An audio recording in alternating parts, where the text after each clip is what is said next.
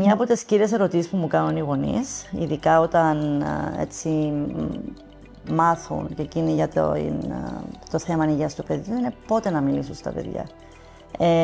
Στο παρελθόν, οι γονείς αργούσαν πάρα πολύ να μιλήσουν στα παιδιά. Και τα παιδιά ζούσαν με μια ασαφή κατάσταση ότι είναι άρρωστα ή έχουν κάτι, το οποίο δεν τους βοηθούσε και προκαλούσε περισσότερη ανασφάλεια.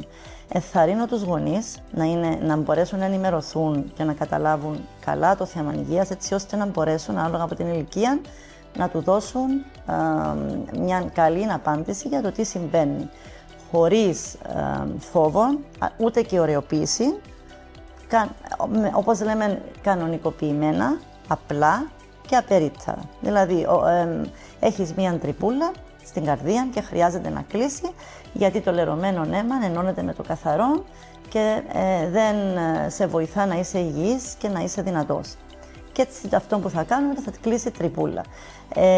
Είναι πολύ σημαντικό να ξέρουν τα παιδιά, γιατί όταν ξέρουν τα παιδιά μπορούν και αναπτύσσεται και το αίσθηκτο τους να προσέχουν και τα ίδια, ούτως ώστε να μπορούν να ενημερώνουν και τους γονείς για αλλαγές που παρατηρούν και τα ίδια τα παιδιά.